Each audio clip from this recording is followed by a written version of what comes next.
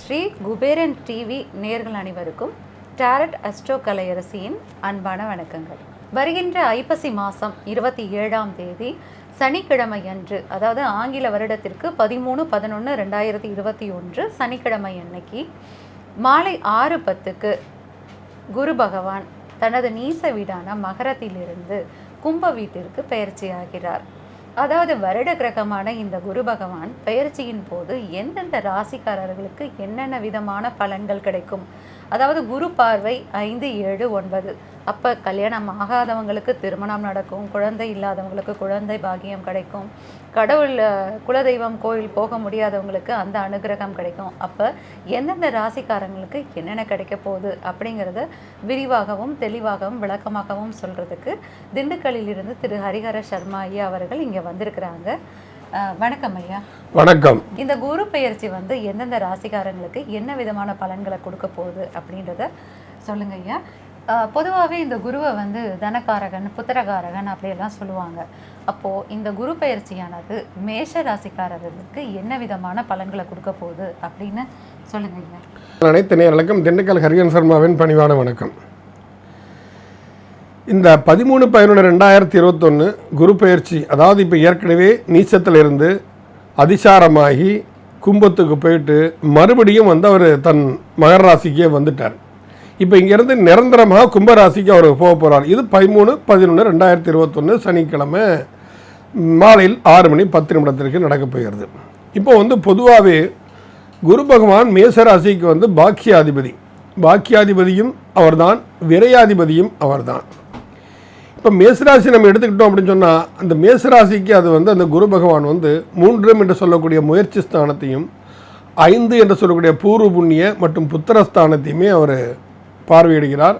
அதற்கு போக 7 என்று சொல்லக்கூடிய பொருளாதாரம், எதிர்த்தரப்பு மக்களிடமிருந்து தமக்கு வரக்கூடிய வருமானத்தை பற்றியது, திருமணம் சம்பந்தப்பட்ட விஷயங்கள், இவையெல்லாம் சொல்கிறதுனால காட்டுறதுனால இந்த மேசராசிக்கு பொதுவாகவே இந்த குரு பயிற்சிங்கிறது ஒரு உத்தமமான பலனை கொடுக்குங்கிறதுல எந்தவித மாறுபட்டும் கருத்தும் இருக்கிறதுக்கு சந்தர்ப்பங்கள் இல்லை. இருப்பினும் மேசராசிக்கு அவர் விரையாதிபதியாக இருக்கிறார். அவர் மேசராசிக்கு விரையாதிபதியாக இருந்து அது சரலக்னமாக இருப்பதால் மேசராசி அதற்கு பாதகஸ்தானம் என்று சொல்லக்கூடிய கும்பத்தில் அவர் சஞ்சரிக்கிறார். இப்போ இந்த 11ஆம் இடத்தை லாபஸ்தானமாக கொண்டு போகிறதா இல்லை உபஜயஸ்தானமாக கொண்டு போகிறதான்னு ஒரு கணக்கு இருக்குது. அது யாருக்கு பாதகத்தை செய்யும்னா, லக்ன பாவகமாக பாவியாக இருந்தால் அவர் பாதகத்தை செய்வார். ஆனால் அந்த குரு பகவானோ செவ்வாய்க்கு நட்பு கிரகமாக இருக்கிறது. அப்போது அந்த மேசராசிக்கு 11 இருக்கக்கூடிய அந்த குரு பகவான் நிச்சயமாக உபஜயஸ்தானமாக செயல்படுவார். ஒரு மாரல் சப்போர்ட், ஒரு அடிஷ்னல் ஹெல்ப்னு சொல்லுவோம் இல்லையா, நம்மளால் ஏழை நம்மளோட வேலை இன்னொருத்தர் நமக்காக செஞ்சு கொடுக்குறாரு. ஸோ அந்த மாதிரி சப்ஜெக்ட் கொடுக்கும்போது இது மேசராசிக்கு ஒரு உத்தம பலனை கண்டிப்பாக கொடுக்கும் என்பதில் நிச்சயம். அதனால் மேசராசிக்காரங்கள்லாம் கொஞ்சம் காலரை தூக்கி விட்டு தைரியமாக அடுத்த உழைப்புக்கு முன்னேறதுக்கு தயாராகலாம். ஏன்னா நீங்கள் எடுக்கக்கூடிய முயற்சி எங்கிட்ட சொல்லக்கூடிய 3ஆம் இடத்தை பார்ப்பது, அந்த 3ஆம் இடம் தான் தைரியஸ்தானம் என்று நாம் சொல்கிறோம். அந்த தைரியஸ்தானத்தை அது குரு பகவான் பார்ப்பது இவை அனைத்திற்குமே மேசராசிக்கு ஒரு அற்புத பலனை தரும். ஏன்னா முயற்சியில் முன்னேற்றம் ஏற்படும். அந்த வெற்றி, ஆமாம், வைரியம், வெற்றி, புகழ், அதில் எல்லாத்தையும் கொடுக்கக்கூடிய இடம் தான் அது மிதுன ராசின்னு சொல்கிறது. நம்ம 3ஆம் இடம் சொல்லக்கூடிய நம்ம. அப்போ அதே சமயத்தில் 5ஆம் இடம்னு சொல்லக்கூடியது பூர்வ புண்ணியஸ்தானத்தையும் அவர் பார்க்குறார். பூர்வ புண்ணியஸ்தானம் மட்டுமல்ல, குழந்தை பாக்கியத்தை உருவாக்கக்கூடிய பாதகம் இல்லை அப்படிங்கிறவங்களுக்கு கூட அந்த பாக்கியம் கிடைக்கிறதுக்கு வாய்ப்பு இருக்கு. கண்டிப்பாக சரியாக சொன்னீங்க.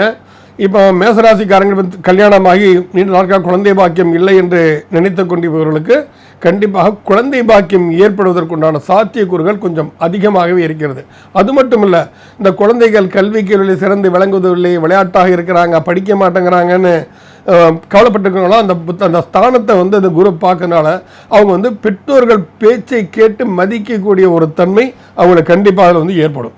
ஸோ அப்போ குழந்தைகள் இல்லாதவர்களுக்கு குழந்தைகள் கிடைப்பதற்குண்டான ஒரு பாக்கியத்தையும் அது கண்டிப்பாக உருவாக்கி கொடுக்கும். அது ஒரு நல்ல விஷயம்தான். அதே சமயத்தில் அவர் இந்த மேசராசிக்கு 7ஆம் இடம் என்று சொல்லக்கூடிய களத்திரஸ்தானம், திருமணஸ்தானம் மட்டுமில்லை, 7ஆம் இடம் களத்திரஸ்தானம், எதிர்த்தரப்பு பொருள் வரவு, யார் மூலம் நமக்கு பணம் வர வேண்டும் என்பதை நிர்ணயிக்கக்கூடிய ஸ்தானமும் 7ஆம் இடம் தான். அது மட்டும் இல்லாமல் வந்து நம்ம தொழில கூட்டாளிகள், தொழில் கூட்டாளிகளாகட்டும், நட்பு வட்டாரங்களாகட்டும், நமது மனைவி ஆகட்டும், இது எல்லாத்துக்குமே இதில் இப்போ என்ன அப்படின்னா குரு 9ஆம் பார்வையாக அந்த 7ஆம் இடத்தை பார்க்குறாரு. அது மேஷத்துக்கு 7ஆம் இடமா இருக்குது. அப்போ 9ங்கிறது ஒரு பாக்கிய பார்வைன்னு வரும். அப்போ அது ஒரு பாக்கிய உன்னதி ஏற்பட்டு ஒரு நல்ல ஒரு தன்மையான ஒரு இல்லறம் ஏற்பதற்கு ஆணாகட்டும் பெண்ணாகட்டும் யாராக இருந்தாங்க, இல்லறம்ங்கிறது பொதுவான விஷயம். அப்படி ஒரு சந்தர்ப்பத்தை வந்து அது கண்டிப்பாக அது உருவாக்கி கொடுக்கும் மேசராசிக்கு. அதே நேரத்தில் சனியும் 10ஆம் பார்வையாக பார்க்குறாங்க இல்லையா? சனி பகவான் 10ஆம் பார்வையாக பார்க்குறாரு. சனிக்கு அது உச்ச இடம். அதெல்லாம் வந்து ஒரு பக்கம் இருக்கட்டும். ஏன்னா சனி வக்ர நிவர்த்தி ஆகிட்டாரு. வக்ர நிவர்த்தி ஆனதுக்கு அப்புறம் இந்த கிரகங்கள் பண்ணக்கூடிய பலன்கள் இன்னும் அதீத நற்பலன்களையும் கண்டிப்பாக கொடுக்கும் நம்ம. அதனால வந்து மேசராசிக்குன்னு சொல்லப்போனால் இது உண்மையிலே ஒரு மகத்துவமிக்க ஒரு குரு பயிற்சி என்றுதான் நாம் சொல்ல வேண்டும். ஏனென்றால் அவன் உபஜயஸ்தானம் என்று சொல்லக்கூடிய லாபஸ்தானத்தில் அவனுடைய பாக்கியாதிபதி உட்கார்கிறார். அப்போ வந்து பூர்வீக சொத்துக்கள் சம்பந்தப்பட்ட விஷயங்கள் எல்லாம் வந்து இந்த மேசராசிக்காரங்களுக்கு வந்து அவங்க சாதகமாக தீர்ப்பு வருவதற்குண்டான ஒரு சாத்தியக்கூறு இங்கே நிறையவே இருக்கிறது. அவர் மேஷத்துக்கு விரையாதிபதியும் அவர்தான். அப்போ வந்து அதை சுபவிரயமாக மாற்றுவார். நீங்கள் இது வரைக்கும் கோர்ட் கச்சேரிக்கு செலவு பண்ணீங்க, அது ஒரு விரயம் தான். ஆனால் கோர்ட் கச்சேரிக்கு நீங்கள் பண்ணின செலவு தீர்ப்பு உங்களுக்கு சாதகமாக வந்தால் அந்த செலவை பற்றி நம்ம கவலைப்பட போகிறதில்ல. நமக்கு ஒரு நல்லது நடந்திருக்கு இல்லையா, ஒரு பாக்கியம் கிடச்சிருக்கு, ஒரு பூர்வீக சொத்துக்கள் மேலே ஒரு வில்லங்கங்களாக தீர்ந்துருக்கு, ஒரு நிம்மதியாக எப்பா பிரச்சனை தீர்ந்ததுப்பா அப்படின்னு சொல்லி ஒரு நிம்மதியை தரக்கூடிய ஒரு தன்மையை வந்து இந்த குரு பயிற்சி வந்து கட்டாயமாக அது கும்பத்தில் இருந்து கொண்டு மேசராசிக்காரர்களுக்கெல்லாம் செய்வாங்க. அதனால் மேசராசிக்காரங்கள் வந்து கொஞ்சம் ஒரு கான்ஃபிடென்ட்டாக, இது வரைக்கும் ஒரு சில பிரச்சனைகள் பல பிரச்சனைகளை சந்திச்சிருக்கலாம், அவங்க வந்து ஒரு கான்ஃபிடென்ட்டாக வந்து இந்த தைரியமாக வந்து நீங்கள் போராடக்கூடிய ஒரு தன்மையை உங்களுக்கு உருவாக்கி கொடுக்கும். ஏன்னா முயற்சி ஸ்தானத்தை குரு பகவான் பார்க்கிறார். அப்போ முயற்சி ஸ்தானத்தை பார்க்கும்போது உங்கள் எடுக்கக்கூடிய முயற்சிகளில் ஒரு அதீத வெற்றி கிடைப்பதற்குண்டான ஒரு சாத்தியக்கூறல் கண்டிப்பாக அது ஏற்படும். அதனால் அது வந்து மேசராசிக்காரங்களுக்கு பொதுவாகவே ஒரு மிகவும் நற்பலன்களைத்தான் தரும். ஏன்னா ஏதாவது ரொம்ப நாள் வேலை இல்லைன்னு இருக்கவங்களுக்கும் வேலை கிடைக்கிறதுக்கும், இல்லை வேலையில்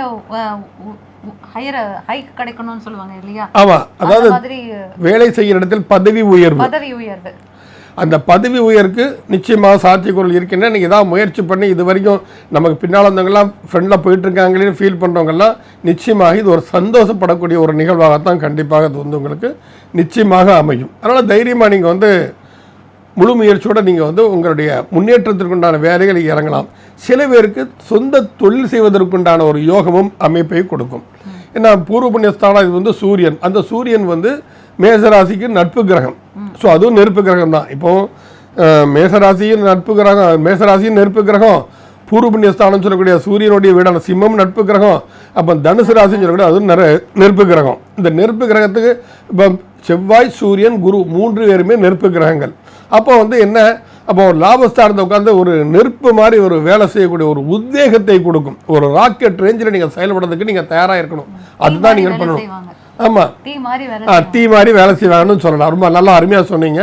தீ மாதிரி வேலை செய்வதற்கு உண்டான நீங்கள் ஒரு தன்மையை உங்களுக்கு கட்டாயம் ஏற்படுத்தி கொடுக்கும். அதனால் நீங்கள் வந்து முழு முயற்சியோடு இருங்க.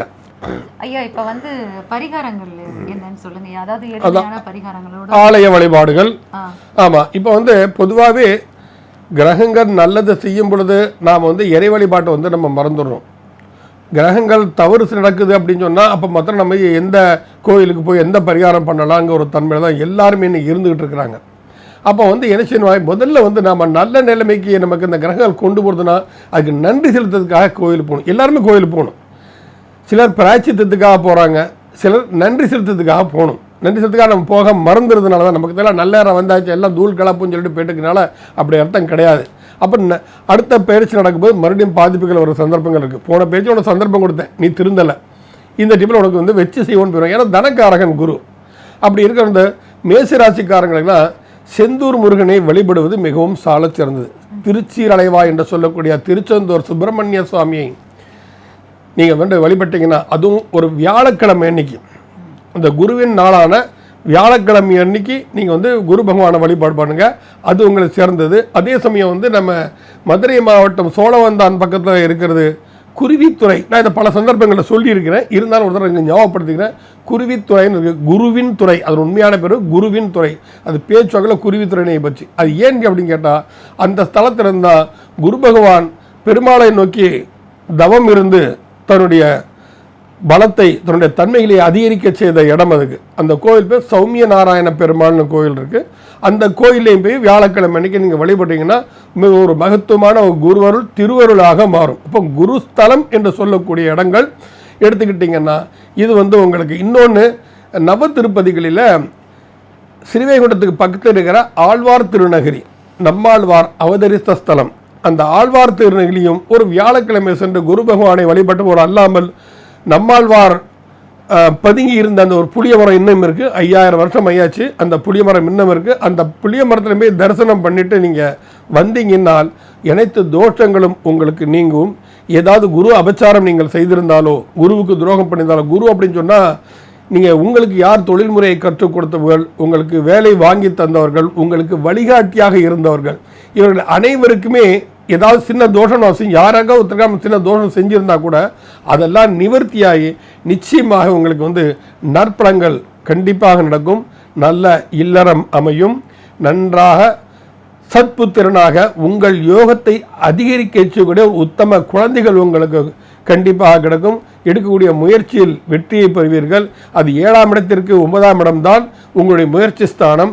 அப்போ வரக்கூடிய மனைவி உங்களுக்கு முயற்சிக்கு உறுதுணையாக இருந்து உங்களை ஊக்கப்படுத்தி முன்னேற்றமான பாதைக்கு அழைத்து செல்லக்கூடிய ஒரு நல்ல மனைவி உங்களுக்கு அமைவதற்குண்டான சாத்தியக்கூறுகள் எல்லாம் இருக்கின்றன. நன்றி, வணக்கம். வணக்கம். ஸ்ரீ குபேரன் டிவியை பார்த்தமைக்கு நன்றிகள். மேலும் இது போன்ற தகவல்களை தெரிந்து கொள்ள ஸ்ரீ குபேரன் டிவியை சப்ஸ்கிரைப் செய்யுங்கள். மறக்காமல் பெல் ஐக்கானை கிளிக் செய்யுங்கள்.